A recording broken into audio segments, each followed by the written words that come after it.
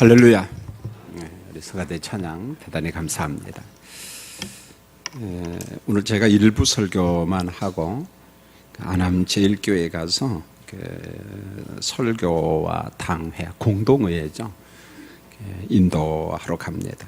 희망을 갖고 가긴 하는데 하도 5년 동안 어려움이 있던 교회라서 좀 갈등도 참 많아요.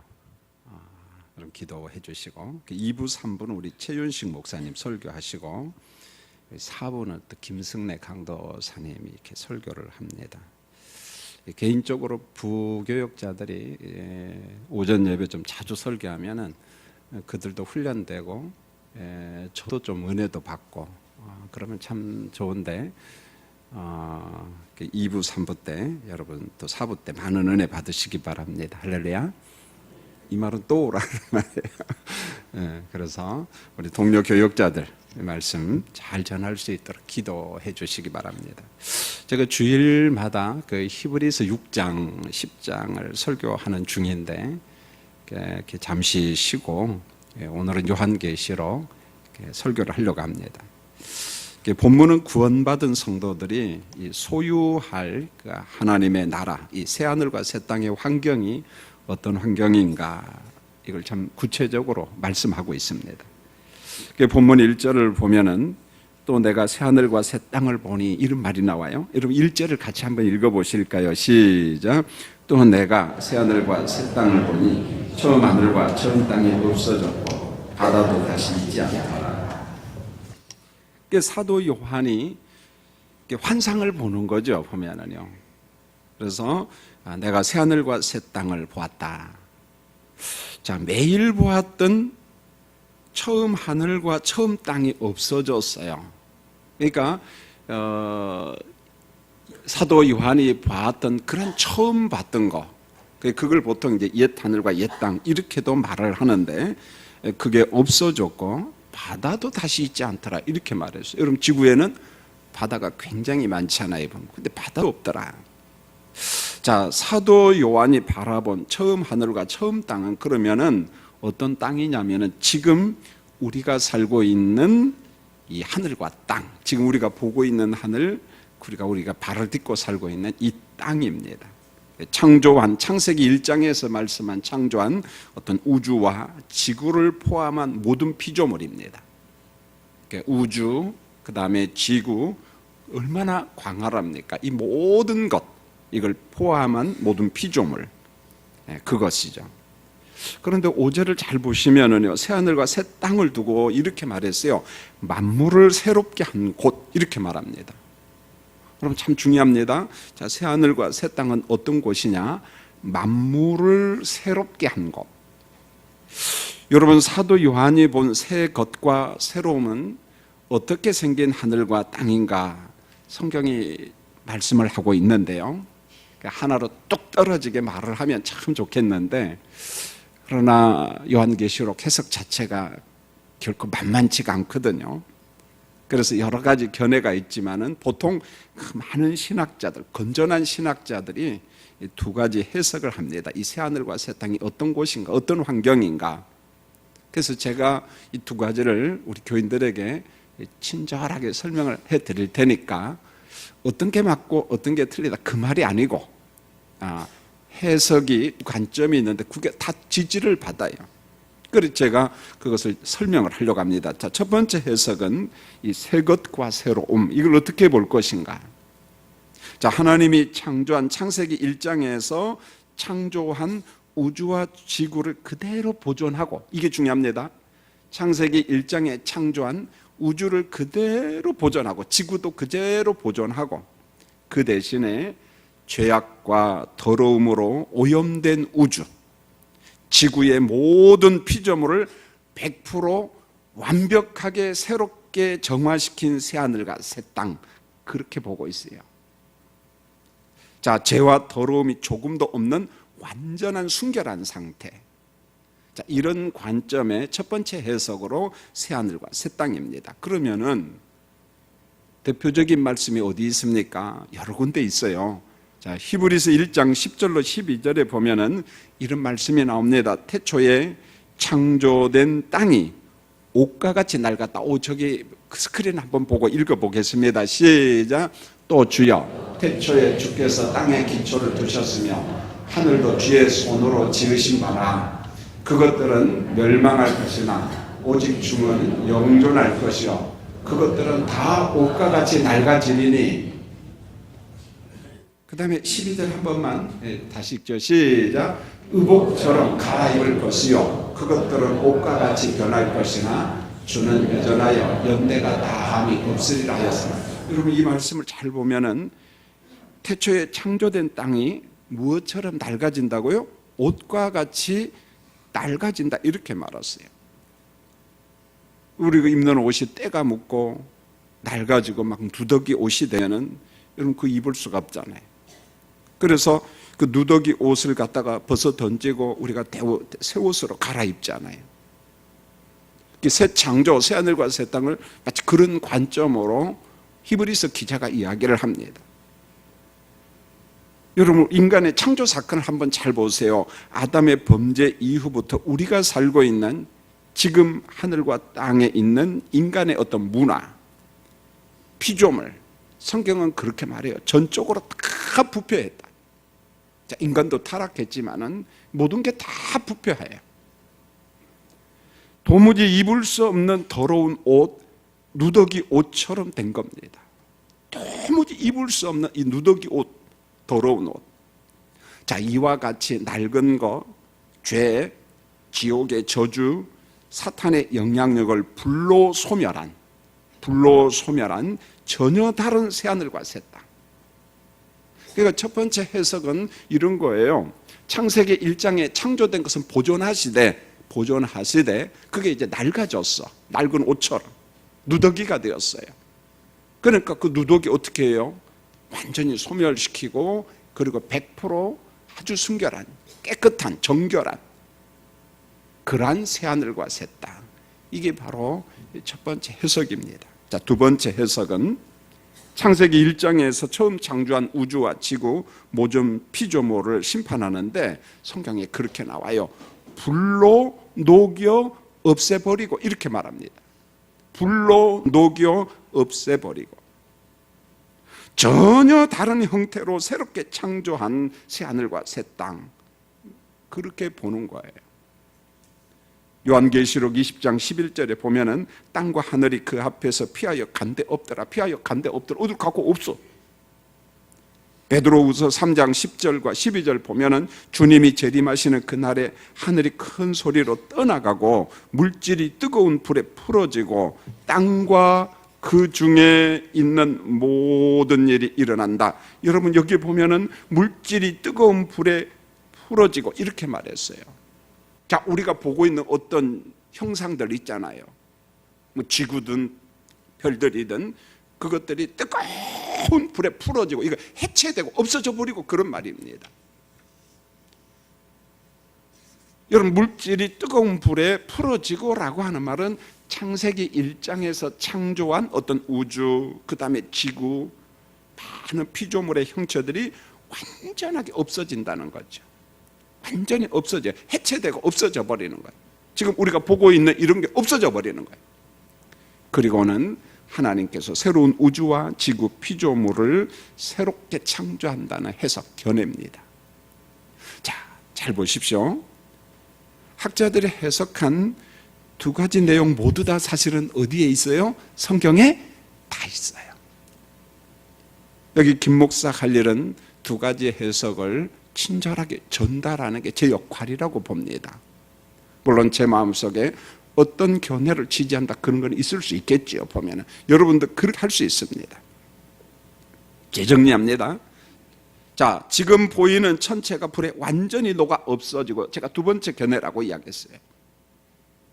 새로운 우주와 지구를 창조한다는 견해.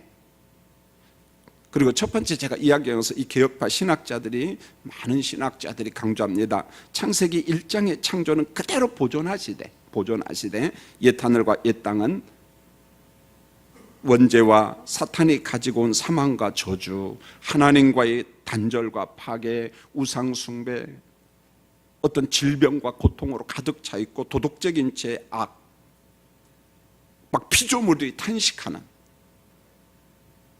이러한 옛 하늘과 옛 땅의 모습을 다 소멸하고 아주 100% 새롭게 정화된 순결한 새 하늘과 새 땅,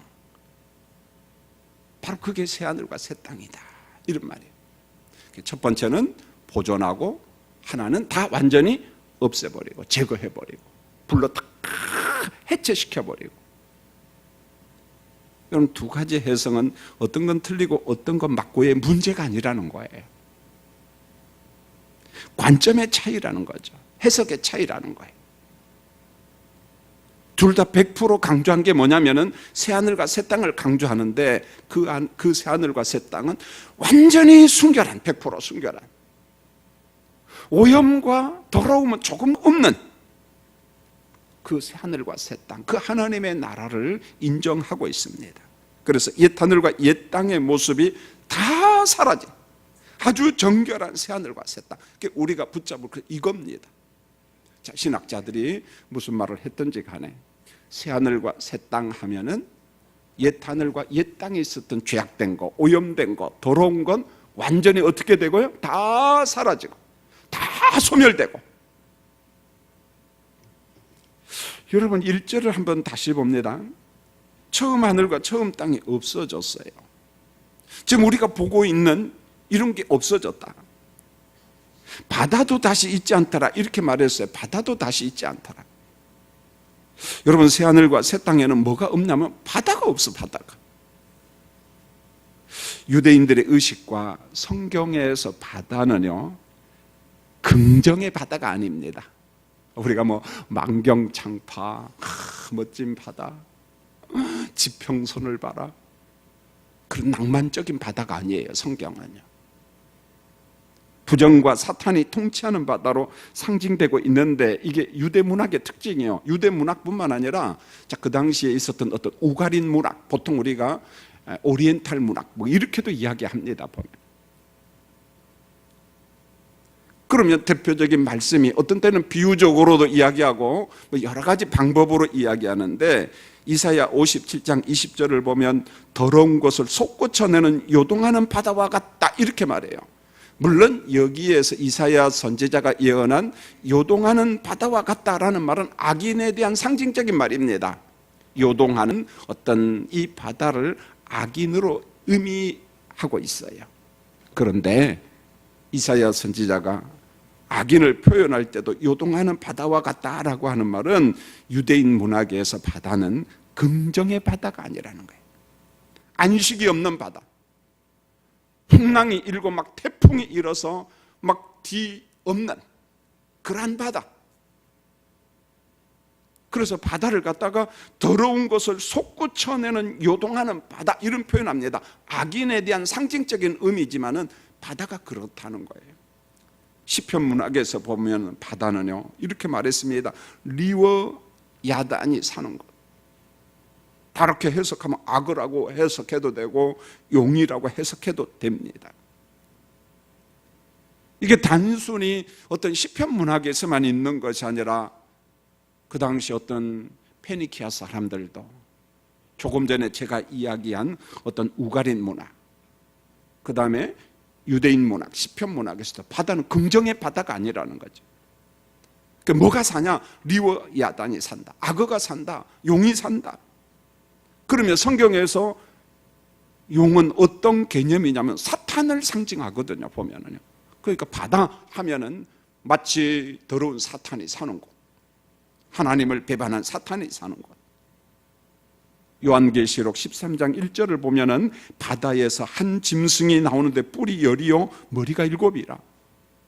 여러분 무슨 괴물이잖아요. 바다에서 한 짐승이 올라오는데 뿔이 10개가 있고 머리가 7이라. 그럼 여기에서 뿔이 10개요 머리가 7인 한 짐승을 어떻게 볼까? 어떤 사람은 로마 제국이다, 뭐 누구다 이렇게 보는데, 그렇게 어느 한 제국 한 나라로 지적하기에는 좀 부족합니다. 하나님의 교회와 성도들을 핍박하는 어떤 악한 세력들, 사탄의 힘, 사탄의 색, 그렇게 봐도 되죠. 여러분 이상 몇 가지만 봐도 성경에서 요한계시록에서 바다는 긍정의 바다가 아니라는 거예요. 만경창파 아름다운 바다 그런 개념이 아니라는 거예요. 악한 존재들이 있는 곳, 악한 존재들이 사는 곳, 요동치는 곳, 마치 괴물이 사는 곳, 그렇게 이야기했습니다. 여러분 1절을 다시 한번 정리합니다. 예수님이 재림하시고 심판하신 후에 있을 새하늘과 새 땅은, 그 다음에 사탄의 소굴인 이 바다가 없어진 그런 새하늘과 새 땅. 그래서 성경에 보니까 바다 대신에 유리바다가 있는 새하늘과 새 땅 이렇게 말합니다. 요한계시록 4장 6절에 보면은 바다 대신에 뭐가 있냐? 유리바다. 이게 뭔 말일 거가? 여러분 유리라고 하는 말은 그러잖아요. 크리스탈이잖아요. 수정이라는 말이잖아요. 여러분 수정이 얼마나 막습니까? 새하늘과 새 땅에 그 보좌에 유리바다가 있다. 한번 이 비유 상징을 한번 생각해 보세요. 크리스탈 수정과 같은 바다라. 여러분 얼마나 순결합니까? 얼마나 깨끗합니까? 얼마나 장엄합니까? 하나님의 나라를 유리바다로 설명하면서 하나님의 나라의 순결함, 하나님의 나라의 그 장엄함에 대해서 사도 요한이 환상을 통해서 보고 있습니다. 그런데 그 하나님의 나라 새하늘과 새 땅에는 우리가 이곳에서 보았던 그런 어떤 옛 질서, 무질서 이게 없습니다. 타락한 문화, 죄악, 우상 숭배, 사탄의 통치, 더러운 것의 미혹, 육신의 사망과 저주, 고통과 애통하는 것, 질병이 없는 것. 여러분 한번 물어보겠어요. 전부 다 질병 다 안고 있잖아요. 하나, 둘, 셋, 넷. 이 모든 더러움, 누더기와 같은, 다 떨어진 옷과 같은, 냄새나는 옷과 같은, 이와 같은 것들이 소멸되고 없어진 100% 순결한, 정결한 어떤 새로운 질서가 있습니다. 새로운 문화가 있습니다. 하나님이 만드신 그 새로움이 충만한 하나님의 나라, 그걸 일컬어 새 하늘과 새 땅 이렇게 이야기하는 거예요.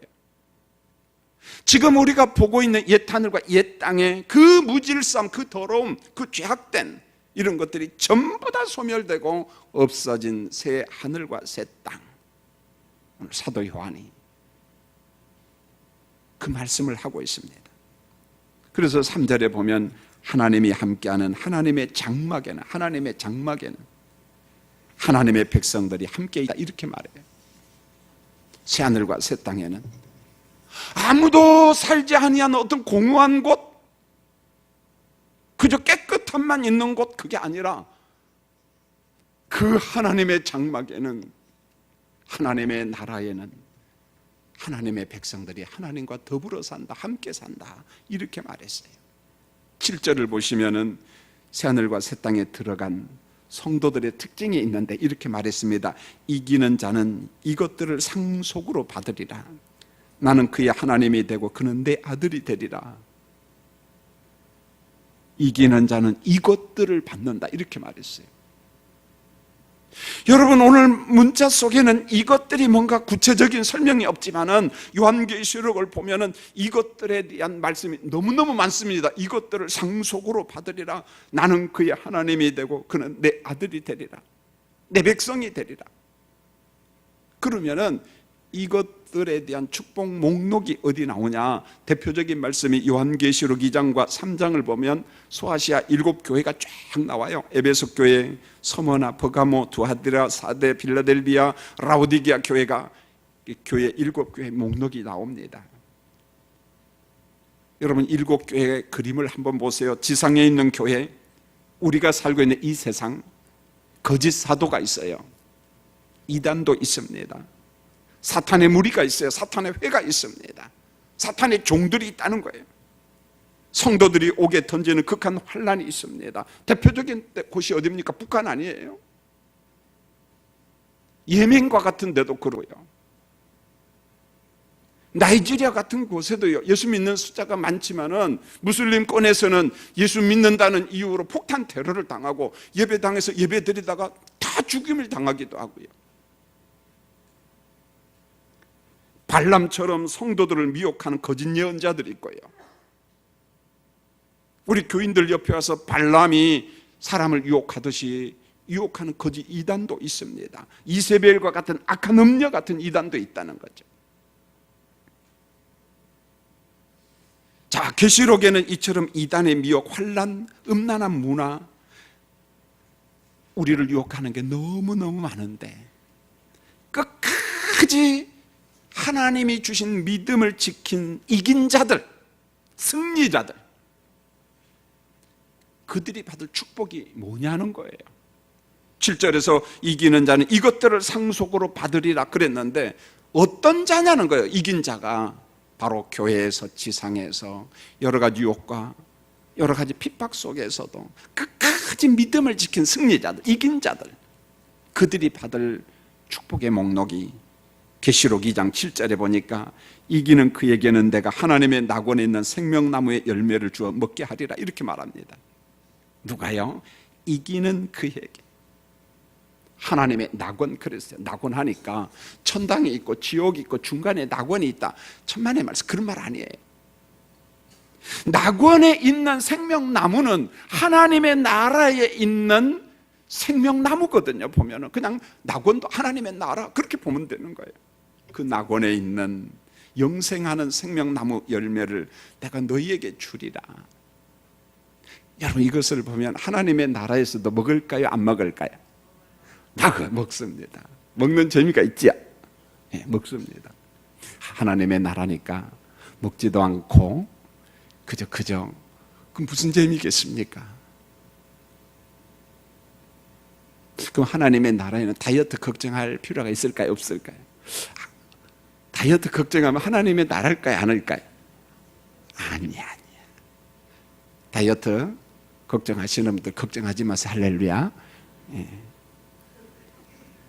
여러분, 요한계시록 2장 10절에 보면은 이기는 자가 받을 축복이 내가 죽도록 충성하라, 이 지상에서 그리하면 생명의 면류관을 내게 주리라 이렇게 말합니다. 요한계시록 2장 11절에 둘째 사망의 해를 받지 않는다. 여러분, 둘째 사망은 뭡니까? 지옥의 형벌이에요. 여러분, 8절에도 보면은 오늘 말씀에 둘째 사망 이야기가 나오잖아요.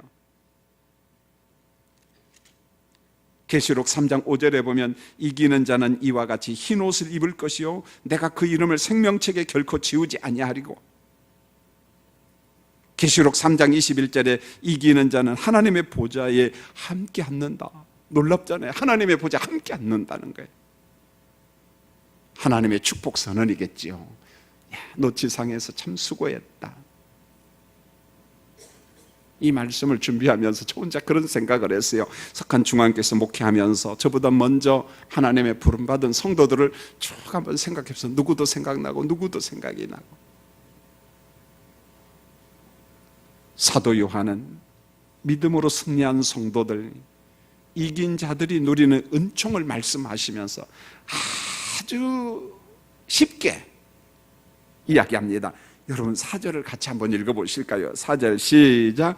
모든 눈물을 그 눈에서 닦아주시니 다시는 사망이 없고 애통하는 것이나 곡하는 것이나 아픈 것이 다시 있지 아니하리니 처음 것들이 다 지나갔습니다. 새하늘과 새 땅은 처음 것들이 전부 다 지나갔어요. 옛 하늘과 옛 땅, 아니 지금 우리가 보고 있는 이 땅에 있는 그 더러운 것들, 이게 전부 다 지나가고 없어져 버렸어요. 여러분, 우리가 살고 있는 이 땅에 보세요. 눈물, 좋은 눈물도 있지만은 슬픔과 고통의 눈물이 너무 많아요. 사망, 여러분, 애통하는 것, 곡하는 것, 아픔이 가득 찬 것, 인생 사는 게 정말 힘들잖아요. 히브리서 2장 15절에 보면 사람들이 죽기를 무서함으로 한평생 죽음에 매여 죽음의 종로로 타고 있는 것. 여러분, 가장 무서운 게 뭐예요? 죽음이야, 죽음.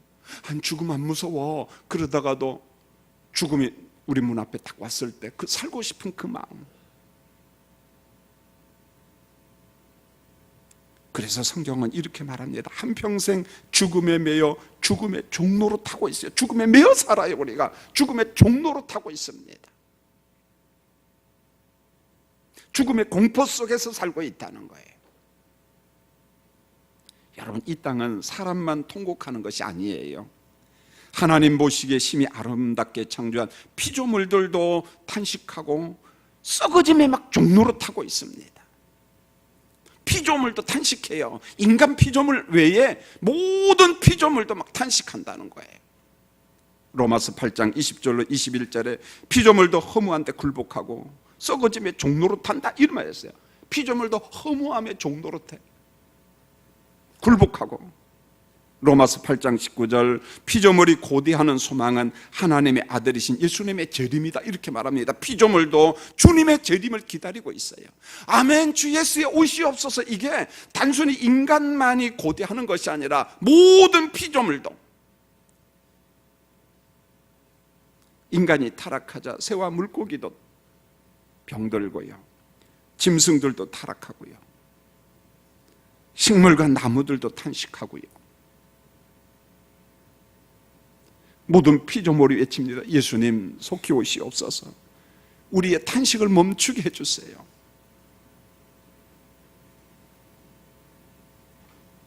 여러분들만 아토피 피부 질환, 호흡기 질환 그걸로 고통당하는 것이 아니라 하나님이 창조한 모든 피조물도 막 못 살겠다는 거예요.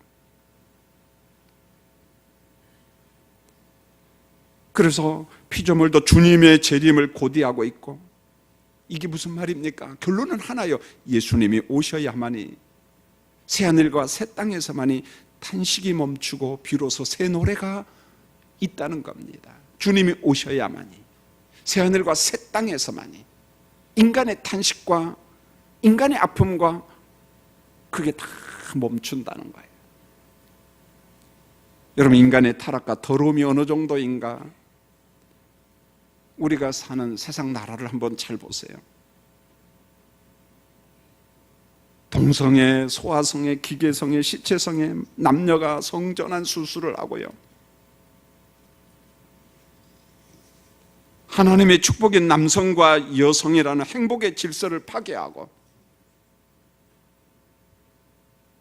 아니 그 애써서 하나님이 기쁘게 이쁘게 창조했는데 왜 남자가 여자가 되고 싶어 할까? 여자는 왜 또 남자가 되고 싶어 할까? 그 비싼 돈을 가지고 왜 또 수술을 할까?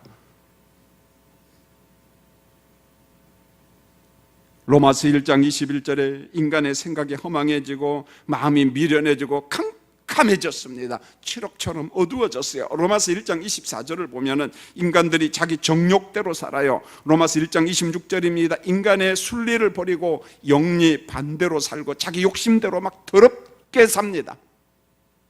순리대로 살아야 되는데 영리 반대로 살아.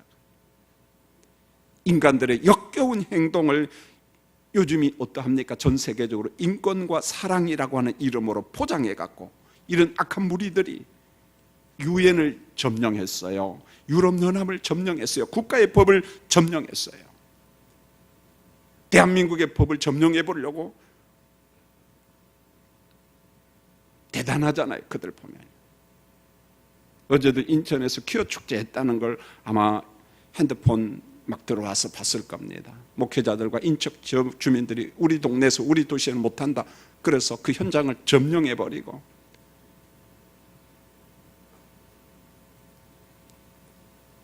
악한 무리들이 다수를 지배하려고, 사탄이 인간들을 지배하려고, 이게 지상이야. 예수님 오실 때까지 아마 여러분들 편안하게 못 살 겁니다. 세속 사회 안에는 눈물이 있고 사망이 있고 애통이 있고 곡하는 것이 있고 아픔이 있고, 여기 김 목사나 여러분이나 산다는 게 마음이 편치가 않아요.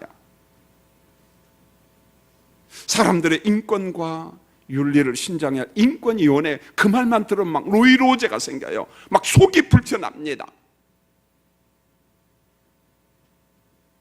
그런데 꼭 보면 인권위원장도 예수 믿는 사람을 안 쳐요. 보면 뭐 집사고.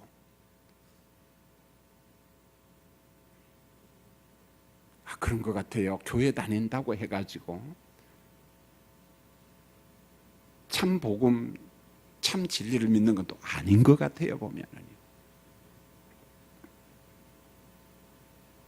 예수를 어설프게 믿으니까 그리스도를 대적하는 사람 되잖아요. 조용남 씨 같은 사람 보면 자기도 신학교 다녔대. 그 철학 강의하는 사람이 김용옥 같은 사람 보세요. 그 사람도 신학교 다녔거든, 한신대. 근데 지금은 반예수, 반기독교적인 사람이 되고. 여러분도 그래요. 예배당에 몸만 왔다 갔다 하면 안 돼. 복음, 참 복음을 만나야 돼. 할렐루야. 참 복음, 참 진리. 그러나 옛 하늘과 옛 땅에 있는 성도들에게 성경은 분명하게 말씀합니다. 아브라함과 모세가 바라본 새 하늘과 새 땅, 그걸 일컬어 본향 이렇게 말합니다. 성경은 한 성 이렇게 말해요. 내가 한 성을 예비했다. 히브리서 11장 16절에 아브라함은 나그네 인생을 살면서 더 나은 본향, 이 나그네 인생을 살면서 그걸 바라봤어요. 히브리서 11장 24절로 26절에 모세는 상 주시는 이를 본향을 바라보면서 살았습니다. 하나님은 말세의 날들 가운데 살면서 믿음으로 새 속을 이긴 성도들의 눈물을 닦아줍니다.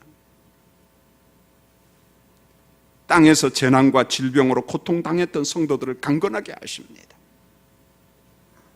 만약에 하나님께서 우리를 이루하지 않는다면 이 땅에 사는 동안 얼마나 피곤하고 얼마나 답답하고 얼마나 공고하고 말 그대로 우리가 사는 세상 지옥이었지요. 주님이 이루합니다. 주님이 우리 마음의 위로자가 되고 우리 눈물을 닦아줍니다. 인침받은 성도들이 소유할 하나님의 나라가 있음을 오늘 본문 4절에서 말씀합니다.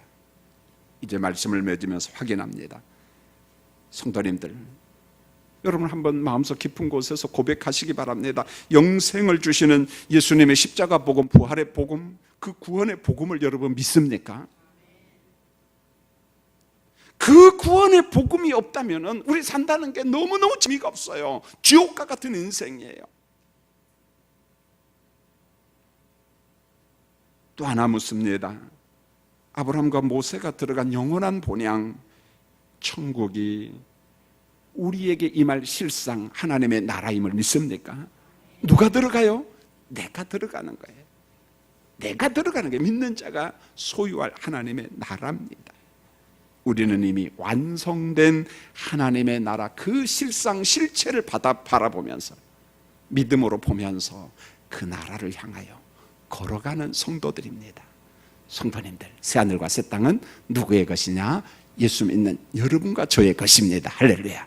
기도하겠습니다. 하나님, 이 땅에 사는 동안 눈물이 있고 질병이 주는 고통이 있고 세속 문화 때문에 마음 아파하고 속이 썩어갈 때가 참 많습니다. 그러한 환경 속에서도 우리에게 말씀한 새하늘과 새 땅, 그 하나님의 나라를 믿음으로 바라보면서 그것은 어떤 꿈속에 있는 것이 아니라 실상 실체로 존재하는 하나님의 나라임을 믿고 믿음으로 승리하는 우리 성도들 되도록 은혜 베풀어 주시옵소서. 예수님의 이름으로 기도합니다. 아멘.